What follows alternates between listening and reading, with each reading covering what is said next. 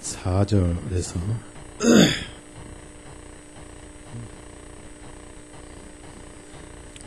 24절까지 읽겠습니다. 14절, 24절 같이 읽습니다. 그 후에 예수님께서 그 사람을 성전에서 만나 말씀하시기를 오라 내가 온전하게 되었으니 더 심한 일이 내게 일어나지 아니하도록 더 이상 죄를 짓지 말라 하시니 그 사람이 나가서 자기를 온전하게 주신 분이 예수님이셨음을 유대인들에게 전하니라. 그러므로 유대인들이 예수님을 박해하며 죽이려고 하였으니 이는 그분께서 이런 일들을 안식일에 행하셨기 때문이다. 그러나 예수님께서 그들에게 대답하시기를 내 아버지께서 지금까지 일하시니 나도 일하느니라 하시니라. 그러므로 유대인들이 주님을 더욱 죽이려고 하였으니 주님께서 안식을 어기셨을 뿐만 아니라 하나님을 자신의 아버지라 말함으로써 자신을 하나님과 동등하게 여기셨기 때문에 그때 예수님께서 그들에게 대답하여 말씀하시기를 진실로 진실로 내가 너에게 말하노니 아들은 아버지께서 행하시는 것을 보지 아니하고는 스스로 아무것도 할 수 없나니 아버지께서 행하시는 것들은 무엇이든지 아들도 그와 같이 행하리니 이는 아버지께서 아들을 사랑하셔서 친히 행하시는 모든 것을 그에게 보여주시며 또 분께서 아들에게 이보다 더 큰 일을 보여주실 너희를 심히 놀라게 하시니 또한 아버지께서 죽은 자들을 일으켜 세우셔서 그들을 살리신 같이 아들도 자기가 원하는 자들을 살리시느니라. 그는 아버지께서 아무도 심판하지 아니하시고 모든 심판을 아들에게 맡기셨으니 이것은 모든 사람이 아버지를 존경하는 것 같이 아들을 존경하게 하려 합니다. 아들을 존경하는 아니한 자는 그를 보내신 아버지를 존경하지 아니하니 진실로 진실로 내가 너에게 말하노니 내 말을 듣고 나를 보내신 그분을 믿는 자는 영원한 생명을 가졌고 심판에 이르지 아니하니 오히려 사망에서 생명으로 옮겨졌느니라. 그것까지 읽었습니다. 기도하십시다.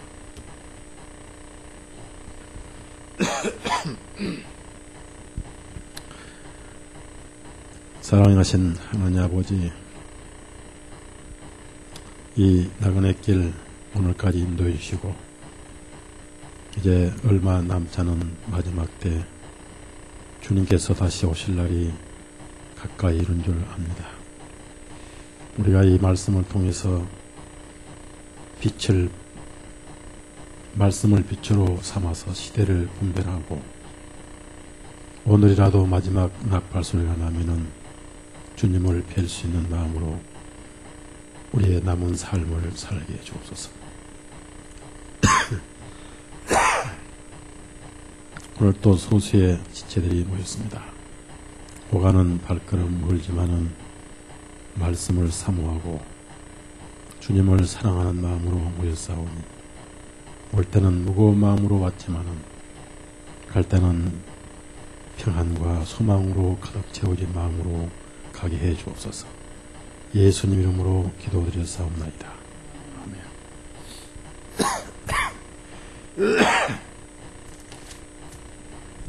감기를 평생 달고 살 것 같아요, 앞으로. 그래서 좀 치료를 해야 되지 않겠는가 생각이 듭니다. 이 지난주에 38년 된 중풍병자 38년 동안 안식일을 거쳤지만은 마음의 안식을 얻지 못했고 육신도 안식을 얻지 못했고 또 하나는 아무도 돌본 사람이 없이 혼자 남겨져 가지고 버려진 삶이었다. 그래서 이 세상에서 이보다 더 비참한 형편을 가지고 사는 사람이 있겠는가. 이것이 죄인의 현주소입니다. 그래서 우선 가족이 다 이 환자를 버렸습니다.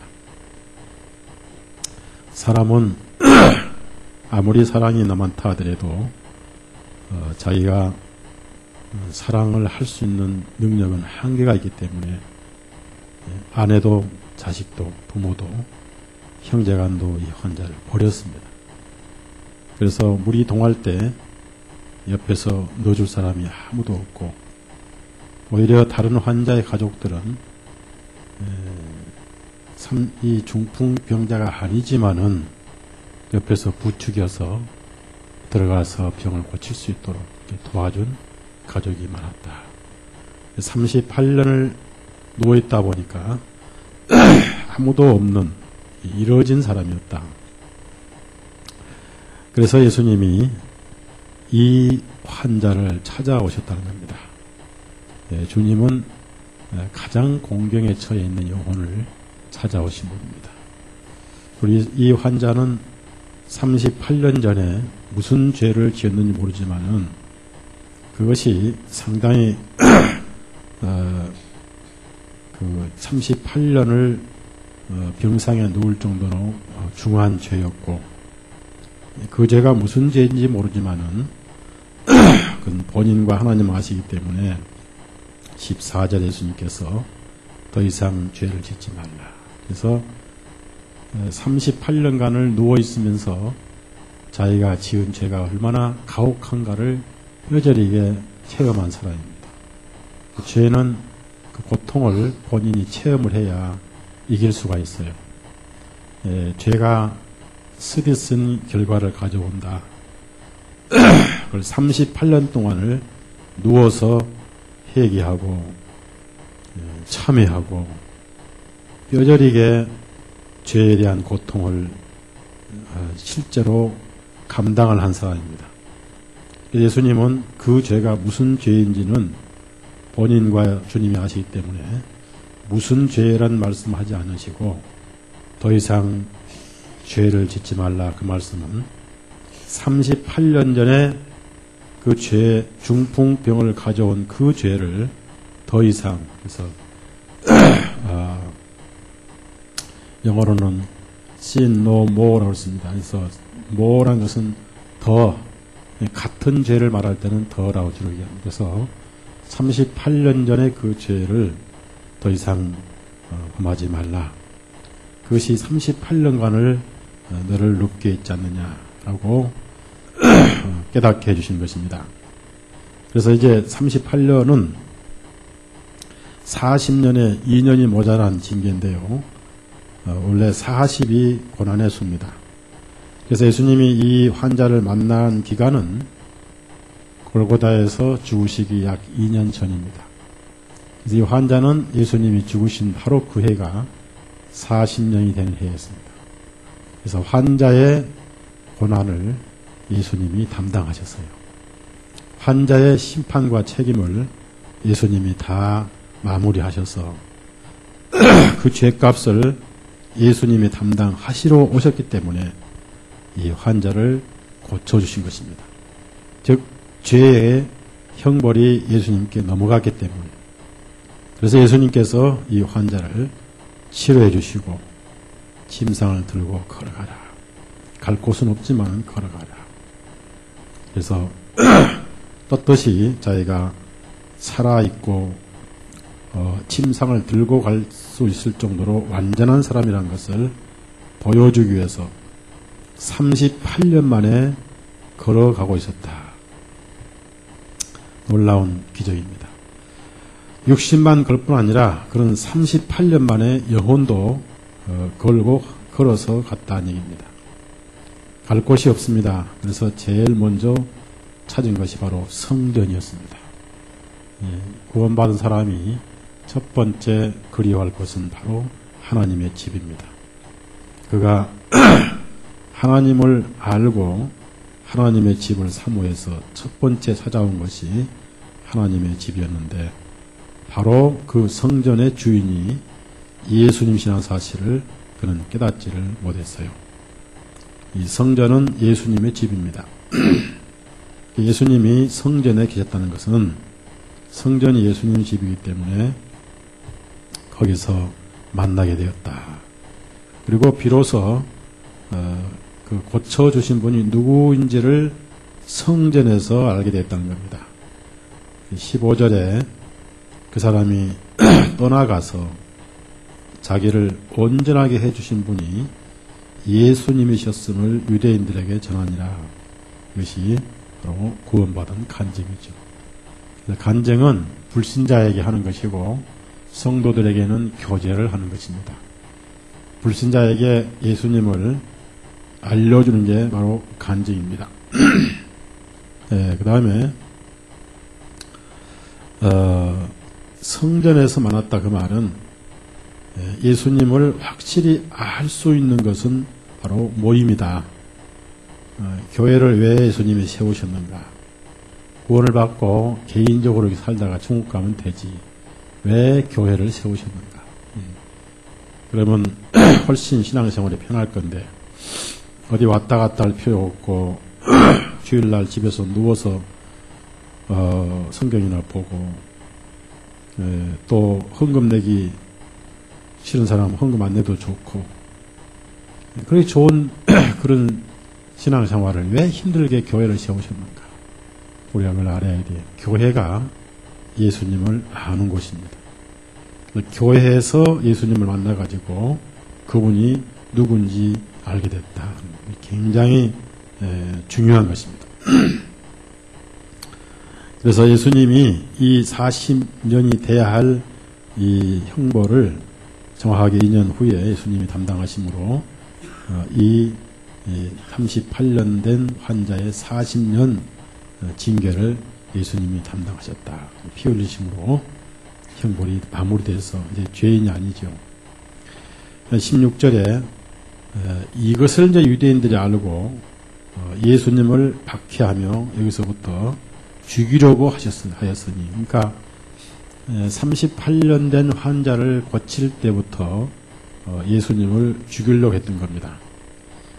예수님을 드러내고 예수님이 하나님의 아들이라는 것을 드러내면 낼수록 그들은 죽이려고 했던 것인데 특별히 이날은 일부러는 아니지만은 바로 안식일 날 행하셨다. 그래서 이제 안식일은 일을 해서는 안 되는데 일부러 하신 것처럼 안식일 날 병 고쳤고 또 안식일 날 침상을 들고 가는 일을 했기 때문에 이렇게 예수님 미움받았는데 17절 보시면은 예수님은 안식일과 정반대에 말씀하세요. 무슨 말씀이냐면은 내 아버지께서 지금까지 일하시니 나도 일하느니라. 이 굉장히 중요한 말씀이에요. 내 아버지께서 지금까지 일하시니 예수님 하나님은 안식일날 일을 하지 말라고 하셨으면서도 하나님은 일을 하셨다는 얘기죠. 안 맞잖아요. 명령하고 하나님 안 맞죠. 그러니까 아버지께서 일하시니 무슨 말씀이냐면은 안식은 오히려 참 안식이 없다는 것을 깨닫기 위한 율법이라는 겁니다. 그래서 참 안식을 주시려고 안식일 날로 일을 해오신 하나님이시다. 그러니까 안식을 지키라는 명령을 주신 분도 하나님이신데 오히려 그 안식일 날 하나님은 일을 하셨다. 아이러니컬하죠. 나도 일하느니라 해서 하나님 일하시니까 내가 일하는 것은 잘못이 없다.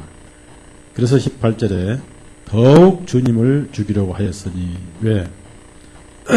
주님께서 안식을 어기셨을 뿐만 아니라 하나님을 자신의 아버지라 말함으로써 그래서 그 전까지는 이렇게 하나님을 아버지라고 담대하게 말씀하신 기록이 많지 않습니다. 여기서 하나님을 아버지다 그랬을 때 유대인들은 더욱 흥분했고 죽여야 마땅하다 하는 그 합법적인 예수님은 합법적으로 죽여야 된다는 그 설득력을 더 갖게 됐다는 얘기입니다. 그래서 하나님을 자신의 아버지라 말함으로써 자신을 하나님과 동등하게 여기셨기 때문이다. 여기서 이제 중요한 것은 육신은 아무리 하나님께서 말씀을 하셔도 예수님을 알 수가 없다는 겁니다. 그래서 육신과 영의 차이점이 뭐냐면은 영적인 말씀을 하시면 하실수록 육신적인 사람은 오해를 하고 있다. 거꾸로 알게 된다는 겁니다. 정반대로 안다는 거예요. 그래서 결국은 죽여야 되겠다는 말이 나온 겁니다. 이것을 사도 바울은 나중에 뭐라고 하냐면은 나는 그때 알지 못하고 그랬다 그랬습니다. 디모데전서. 이렇게 육신은 알 수가 없어요. 육신적인 사람은 뭐든지 육신으로만 보인다. 제가 지난주에 말씀드렸죠. 자기가 육신이면 남도 전부 육신으로만 보이기 때문에 육신적인 사람은 육신으로만 모든 걸 생각하고 판단해 버린다. 디모데전서 1장 13절. 그래서 앞으로 여러분은 육신적인 사람과는 교제를 하지 말아야 돼요. 교제를 하면은 해가 오기 때문에 아예 교제를 하지 말아야 돼요. 그 사람이 영적인 사람이 될 때까지는 교제를 해서는 안 돼요. 단지 가르치고 이끌어올지언정 아무리 영적인 얘기를 해도 육신적으로 생각하기 때문에 교제가 안 돼요. 여기 13절 디모데전서 1장 13절 다 같이 있습니다. 내가 전에는 하나님을 모독하는 자요 박해하는 자요 해를 끼친 자였으나 오히려 긍휼을 입은 것은 내가 믿지 않을 때 알지 못하고 해가 있기 때문에. 누가 알면서 그러겠어요. 누가 알면서 그분을 내 구주인데 내 구주를 죽이려 하겠습니까? 율법으로도 그렇게 할 수 없었던, 그렇게 많은 예물을 드려도 안 됐던 그 죄를 이분이 담당하러 오셨다는데 그것을 알고 누가 그분을 박해를 하겠습니까? 몰라서 그렇단 말이에요. 왜 모르냐? 육신에 있기 때문에 모르는 거예요. 전부 육으로 보인 겁니다. 모두가 다 육으로 보이는 겁니다. 자, 그래서 깨닫고 나서니까 알지 못하고 그랬다. 자, 14절, 15절 같이 읽어요. 그래서 자기가 변화받은 사실을 그분이 얼마나 귀한 분인가를 고백한 말씀이 바로 15절 말씀이에요. 14절, 15절 있습니다. 우리 주님의 은혜가 그리스도 예수님 안에 있는 믿음과 사랑과 더불어 넘치도록 풍성하였도다. 신실하다 이 말이여 온전히 받아들이기 합당하니 그리스도 예수님께서 죄인들을 구원하시려고 세상에 오셨도다 한 것이니 죄인들 중에서 내가 우두머리로다. 그래서 영적인 사람은 자기가 가장 큰 죄인이라고 시인하죠. 육적인 사람은 전혀 자기 죄를 시인하지 않습니다. 또 시인하더라도 다른 방법으로 해결책을 찾아서 제시를 합니다만은 영적인 사람은 다른 사람의 죄는 보이지 않고 자기의 죄만 보이죠. 그래서 죄인 중에 우두머리다. 이 치프라고 그래요. 칩, 수장이다 그 말이에요. 그러나 우리 개역 성경에는 괴수라고 그러는데 좀 괴수란 건 좀 너무 심하잖아요. 괴수라고 붙일 사람은 한국에 김씨밖에 없죠. 김 누구예요? 그렇지. 옛날에는 김일성이고 김정이. 그런데 이 괴수라고 하기는 좀 그렇고요. 괴수라고 붙이는 것은 김정일 씨나 아니면 사단에게만 해당이 되고 취입은 대장, 수장 그런 말입니다. 그래서 내가 제일 큰 죄인이지 나보다 더 큰 죄인이 누가 있냐. 바로 이것이 영적인 사람이 가지고 있는 신앙 고백입니다. 그래서 이런 사람들은 오로지 예수님만이 나의 전부다 하고 믿음 빼고는 얘기를 하지 않습니다. 이것이 영적인 사람입니다. 육적인 사람은 나는 좀 의롭고 저 사람은 나보다 좀 더 나쁜 사람이다. 이런 데 관심이 참 많고 그런 얘기를 하기를 참 좋아합니다. 그래서 안식일 날 병 고쳤다고 육신적으로 주님을 죽이려고 했다고 말합니다. 그러니까 예수님을 모르니까 죽이려고 했던 거예요. 바울도 몰라서 그랬던 겁니다. 이렇게 영과 육은 타협이 안 되고 조화가 안 되고 둘 중에 하나가 죽어야 되는데 누가 죽어야 돼요? 예? 영이 죽어야 돼? 육이 죽어야 돼? 육이 죽어야죠. 조화가 될 수가 없죠. 절대 공산주의와 민주주의는 평화 협정이 돼야 안 돼요. 하나가 죽어야 돼요. 민주주의가 죽든지 즉 먹히느냐 먹느냐 똑같이 육과 영은 조화를 하는 것은 잘못된 겁니다. 조화가 안 돼. 하나가 죽어야 되는데 바로 육이 죽었다. 그러면 다시 요한복음 5장 19절. 자, 그렇게 죽이려고 하고 있었지만은 예수님은 거기에 전혀 굴하지 아니하시고 담대하게 말씀하시기를 오히려 담대하게 대답하시기를 여기다 진실로라고 강조를 하십니다. 전혀 나는 틀린 말을 하는 것이 아니다. 진실로를 강조를 하시면서 이제 예수님은 아들이고 하나님은 아버지라고 또 한 번 강조하시면서 아들은 아버지께서 행하시는 것을 보지 아니하고는 스스로 아무것도 할 수 없나니 아버지께서 행하시는 것들은 무엇이든지 아들도 그와 같이 행함이니라. 그러니까 즉 예수님이 하나님이신 것을 이제 여기서 더 강조를 하십니다.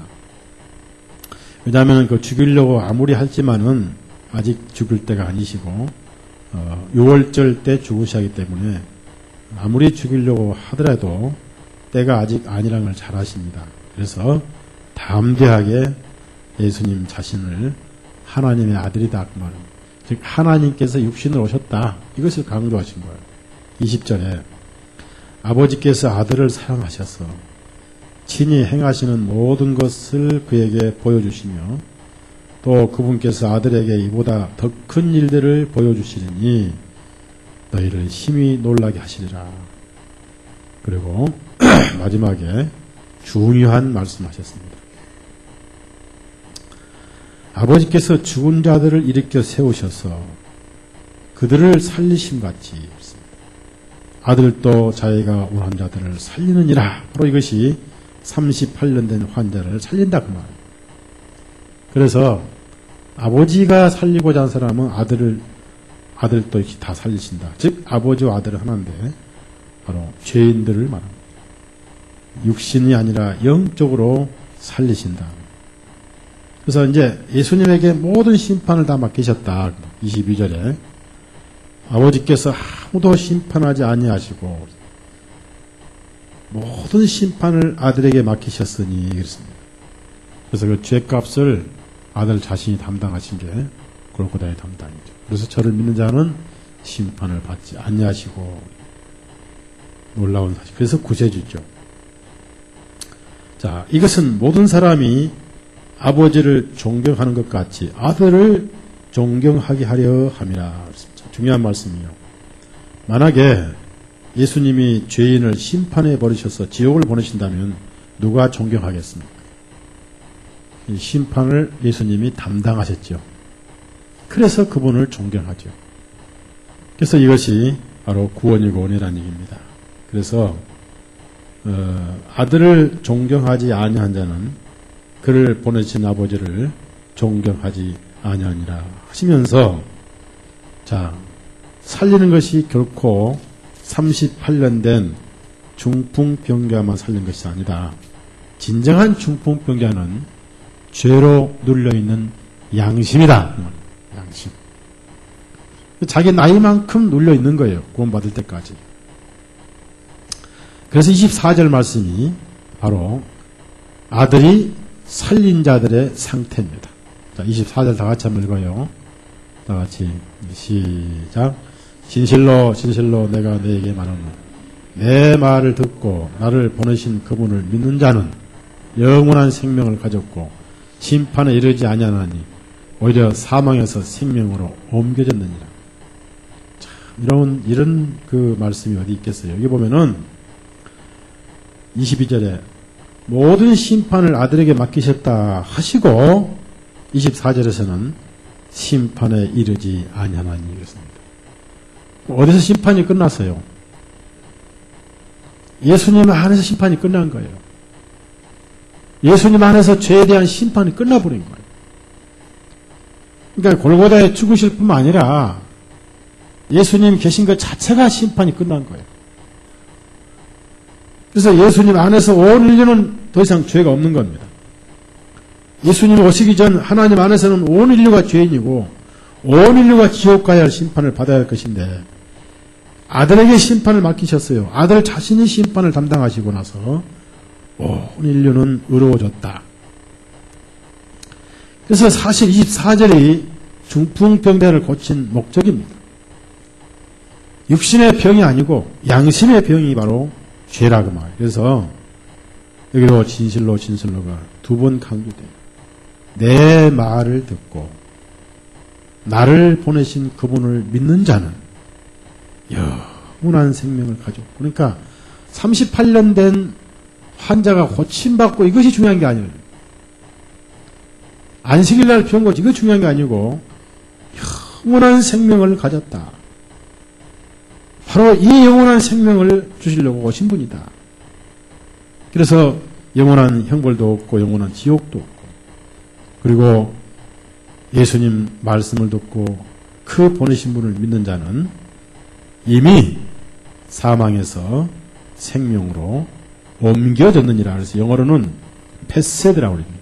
패스드. 그러니까 패스는 지나가는 과정이고, 패싱하면은 현재 지나가고 있다는 뜻입니다.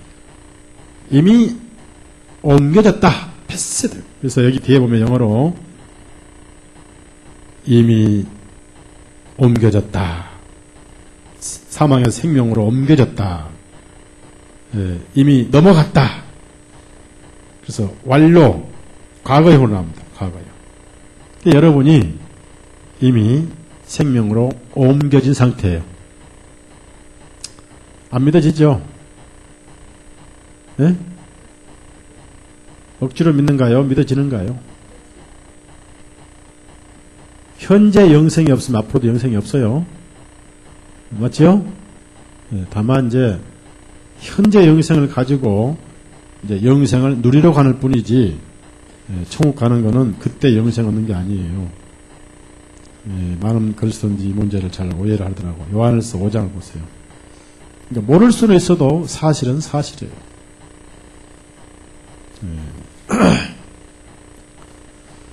밖에 추운지 안 추운지는 내가 잘 모르지만은 안 추운든 춥든 사실이죠. 요한일서 5장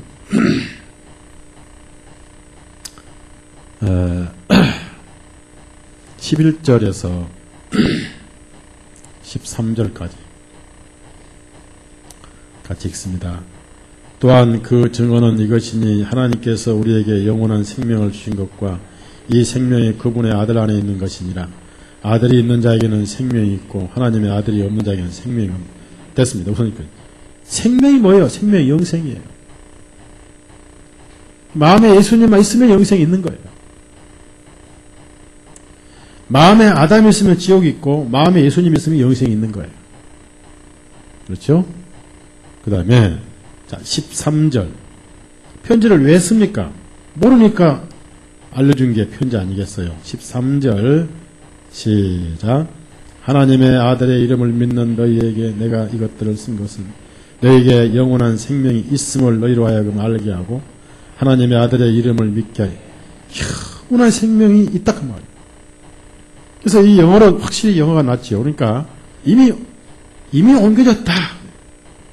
앞으로 생명 얻는 게 아니다. 이미 옮겨졌다. 예. 그리고 마지막에 죽은 자들의 아들의 음성을 듣는데 이것은 그때가 아니고 바로 지금이다. 일반적으로 많은 유대인들이나 그리스도인들이 부활 때만 얘기를 해요. 재림 때만.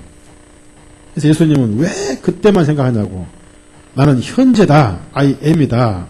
라고 강조하신 것이 바로 요한복음 11장이에요. 그러니까 제가 늘 강조하는 것은 현재성을 강조하는 거예요. 현재성.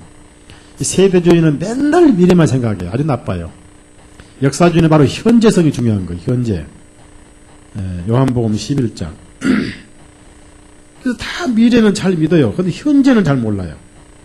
이해가 안 가거든요. 현재 예수님은 불완전한 예수님이에요. 그게 세대주의. 그러니까 이 마리아도 아주 세대주의 신자였어요. 마르다도. 특별히 세대주의예요, 이 마르다가. 그래서 우리하고는 아주 차원이 달라요. 그렇죠? 요한복음 11장 23절에서 26절까지. 자, 시작.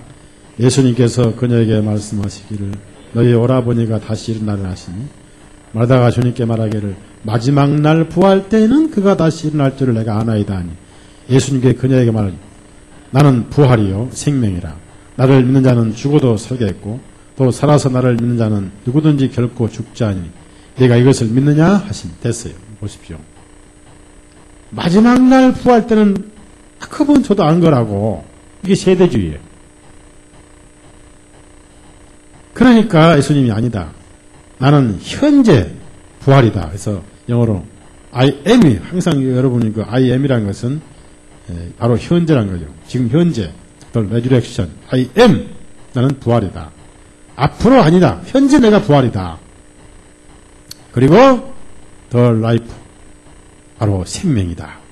그래서 지금 현재 나를 믿는 자는 죽어도 살고 또 살아서 살아있고 나를 믿는 자는 영어로 살아있고 나를 믿는 자는 그 영혼이 결코 죽지 아니하리라.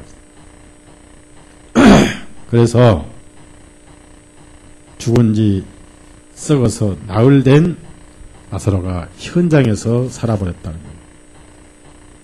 분명히 악취가 났습니다. 자, 39절 보세요.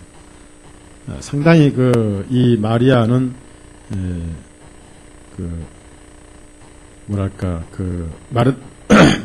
마르다가 말을 했는데 이걸 냄새 잘 맡는 걸 뭐라 그런가요?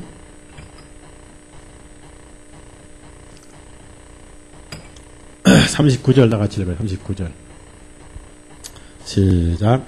예수님께서 말씀하기를 그도를 치우라 하시니 죽은 자의 누인 마르다가 주님께 말하기를 주님 죽은 지 이미 나흘이나 지금 악취가 풍깁니다. 상당히 마르다 코가 좀 고성능인 것 같아요. 품은 누구 죽어서 벌써 나흘 된 시체가 썩어서 냄새 나는데도 상상으로는 어떻게 살아납니까? 이미 썩었는데. 예수님께서 왜 그렇게 못 믿느냐? 그렇게 하나님을 우습게 보느냐? 그러시더니 드디어 썩어 냄새나는 나사로에게 나오라 하시니까 그 말씀에 죽었던 자가 썩은 게 체세포와 줄기세포와 처녀 생식세포가 다 연결되더니 드디어 피가 돌기 시작하더니 뚜벅뚜벅 걸어 나오더라. 그게 오랜 시간이 걸린 게 아니라 즉석에 걸어 나왔다 그 말이에요. 한 서너 시간 걸렸죠? 예? 한 5시간 걸렸던가요? 그 자리에 걸어 나와서. 이 말씀의 능력이에요. 요한복음 5장. 그래서 우리가 갑자기 죽어도 준비할 필요 없이 천국 가는 거예요. 맞죠? 예. 구원받고 영생을 준비하다가 죽는 게 아니라니까요. 그러면 갑자기 죽으면 어떻게 준비도 못하고 갔으니까. 그렇죠? 이 혈압이 터진다든지, 교통사고 죽는다든지, 예? 너무 많이 먹어 배가 채 죽었다든지, 갑자기 죽고 영생 가지고 영생 가는 거지. 무슨 준비가 필요해. 거듭날 때 이미 옮겨졌다. 패스드가 됐다, 패스드. 예? 윤일 형제, 패스드 하지? 예? 예? 배구할 때 뭐라고 그래요? 패스라고 그러잖아요. 예? 패스라고. 또 축구할 때도 그러잖아. 이게 딜리버리가 아니에요. 자, 요한복음 5장.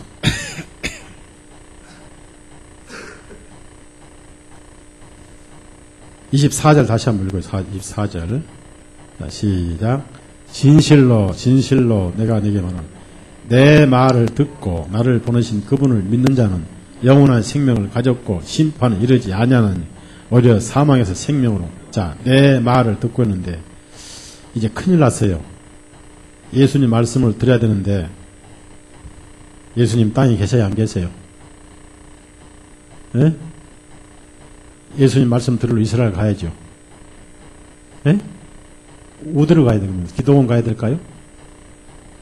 오살리 가서 굴 하나 임대해서 그냥 금식기도 할까요? 자, 예수님 말씀이 지금 어디 있어요? 예? 여러분 손에 있잖아요. 성경이잖아요. 그렇죠? 성경이 예수님 말씀이잖아요. 영원한 생명을 가졌다니까요. 헤스란 것은 이미 가지고 있다는 뜻이 에벌러스팅 라이프란 것은 영원한 생명. 그래서 여기서는 에버스팅이지 이드가 없어요. 이드가 끝이 없는 거기 때문에. 그래서 잉은 영원한 상태를 말합니다. 그래서 헤스라는 것은 가지고 있다. 헤스.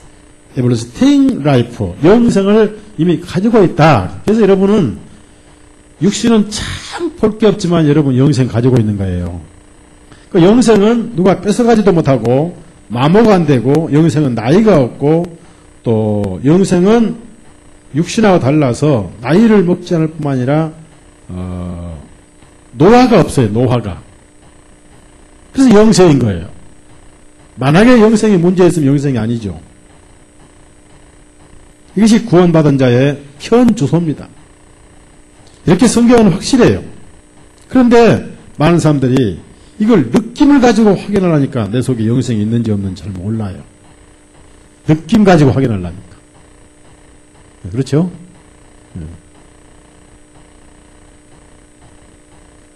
근데 솔직히 살기 지루하다는 사람들은 좀 영생이 없는지도 몰라요. 영생은 지칠 줄 모르는 생명력이기 때문에 사는 게 지겹다. 육신적인 삶이 피곤하다는 것을 이해하지만은 그렇지 않고 그냥 삶이 지겹다. 그런 사람은 뭔가 잘못됐죠. 그렇죠? 자, 이제 25절 읽습니다. 진실로가 지금 또 나오죠. 예? 예수님이 진실로를 강조하실 때는 굉장히 중요한 말씀 하십니다. 그래도 24절에도 좀 못 알아먹으니까 내가 너에게 말하노니 죽은 자들이 하나님의 아들의 음성을 들을 때가 오나니 앞으로 아니고 바로 지금이다. 그러니까 지금 살지 못하면 오실 때도 못 사는 것이다. 듣는 자들은 살아나리라. 이것이 바로 구원이죠. 예수님은 38년 된 육신 따위는 신경 안 쓰셨다. 영혼이 중요하다. 그래서 믿음은 들으면서 나고 구원의 복음을 듣고 우리 영이 구원을 받은 것입니다. 그렇게 복음은 중요한 것이다. 에베소서 1장을 하자 보세요. 에베소서 1장 13절 13절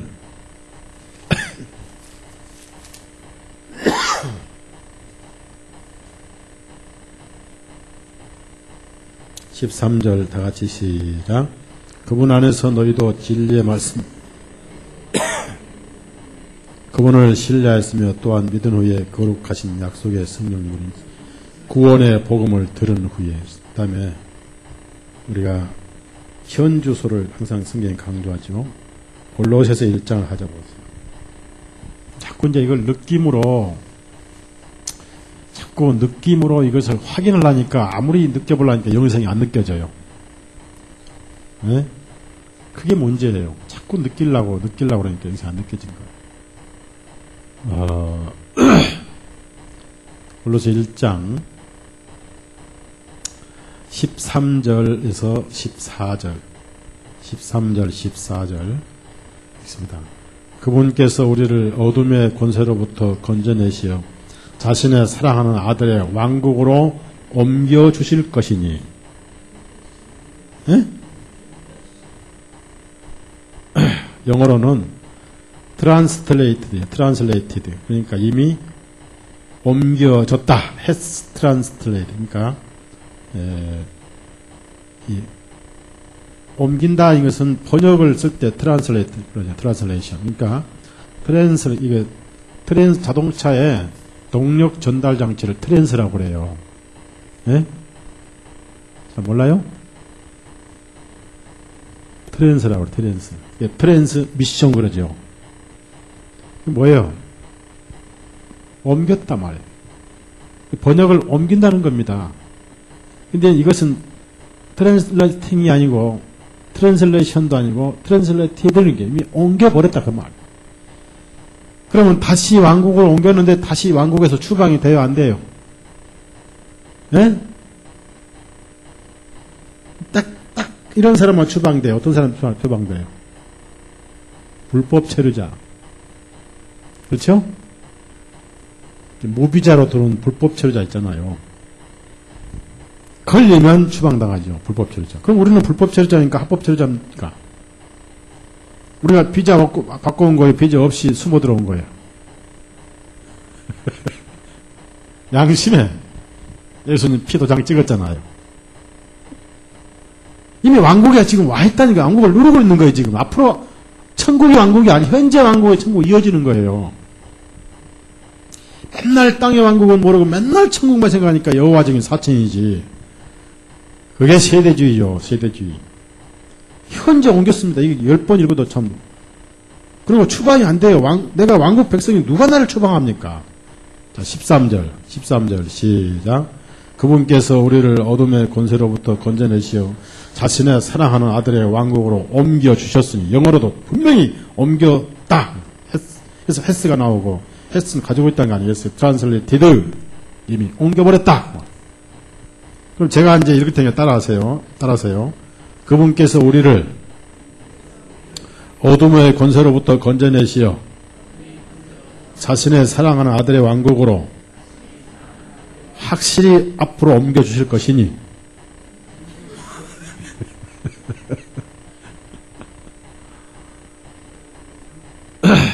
저는 성도들하고 앞으로 얘기를 안 할 겁니다.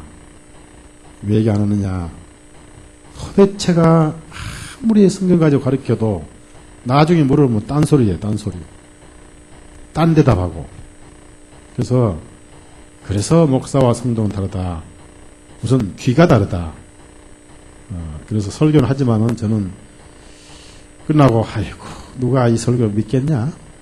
그죠? 나는 목사님께 설교하지. 그래야 마음이 편해. 그래야 내 마음이 편해. 누가 믿겠냐? 뭐 꼭 믿어준다는 기대 가지고 하는 게 아니고 목사니까 할 뿐이지. 그러고 하는 거예요. 믿어지고 안 믿어지는 본인 문제니까.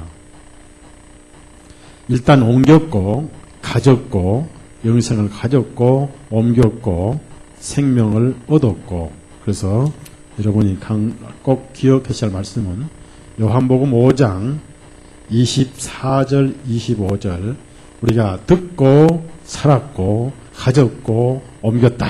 굉장히 중요한 말씀입니다. 그래서 영생 자체는 잊을 수가 없다. 잃을 수가 없다. 주신 분이 안 뺏어가지니까 누가 우리를 뺏어가겠어요?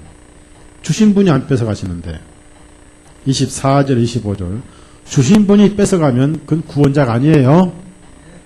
그 여러분은 선물 줬다가 속상하면 뺏어오죠? 예? 그래도 우리 예수님은 그럴 수가 없다. 24절 25절 자, 시작. 진실로 내가 너에게 말하노니 내 말을 듣고 나를 보내신 그분을 믿는 자는 영원한 생명을 가졌고 심판에 이르지 아니하나니 오히려 사망에서 생명으로 옮겨졌느니라. 왜? 죄가 있기 때문에 구원을 받은 거예요. 25절 시작. 진실로 내가 너에게 말하노니 죽은 자들이 하나님의 아들의 음성을 들을 때가 오나니 바로 지금이라. 듣는 자들은 살아나. 자, 예수님 당시도 들으면 살고 그로부터 2000년 동안 듣자 살고 그래서 저는 72년에 듣고 살았습니다. 그렇죠? 듣고 살고 앞으로도 마찬가지예요. 어차피 이건 시간이 없는 거예요.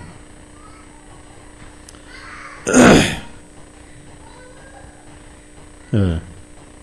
그래서 주님은 지금 38년 된 중풍병자를 통해서 주님이 오신 목적을 이렇게 밝히셨고 가장 중요한 것은 영원한 생명입니다. 문제는 영원한 생명이 없으면 영원한 심판입니다. 그래서 영원한 생명을 안 가지면 영원한 형벌만 있는 것입니다.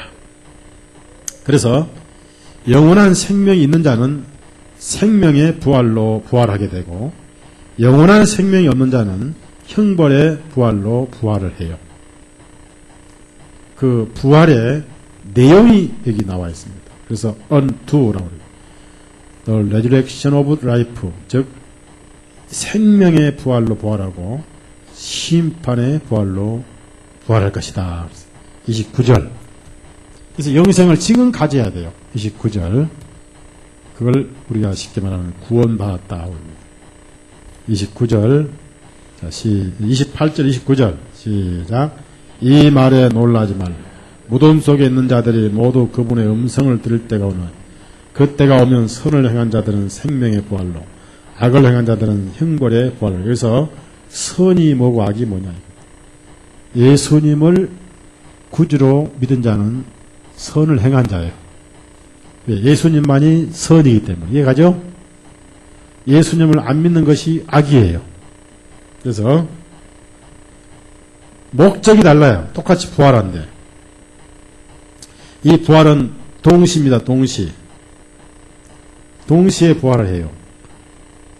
그래서 생명의 부활, 심판의 부활 이렇게 해서 영생을 가져야 된다. 그런데 이스라엘 사람들이 불쌍하게도 깨닫지 못하고 알지 못해서 주님을 버리고 죽이고 그리고 불쌍하게도 지옥에 많이 떨어져 버렸습니다. 여러분이 이 말씀을 기억하고 현재 주님은 현재성을 강조해요. 현재 옮겼고 바로 지금이다. 그래서 바로 지금이다라는 거 말씀하고 11장에 나는 부활이요 생명이다 말씀하고 역시 사마리아 여인도 세대주의자입니다. 세대주의 참 많이 알고 보니까요. 자, 요한복음 4장.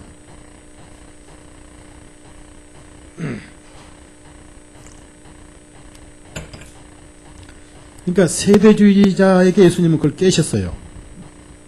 항상 주님은 지금이지 그때가 아니다 그 말이에요. 자, 25절, 26절. 시작. 그 여자가 주님께 말하기를 저는 그리스도라 하는 메시아께서 오실 것을 아나이다. 그분께서 오시면 우리에게 모든 것들을 알려주시다 하매 예수님께서 그녀에게 말씀하여 너와 말하고 있는 내가 바로 그니라. 이 여인도 세대주의자예요. 마르다도 마찬가지예요. 그래서 예수님은 아니다. 지금 내가 와 있다. 지금 부활이다. 지금 생명이다. 지금 한국으로 옮겼다. 지금 영생을 가지고 있다. 단 한 가지 틀린 것은 아직 번데기 속에 살고 있다. 그거죠? 예? 번데기 속에 살고 있단 말이 무슨 말이에요? 예? 예. 우리 육신이 번데기죠.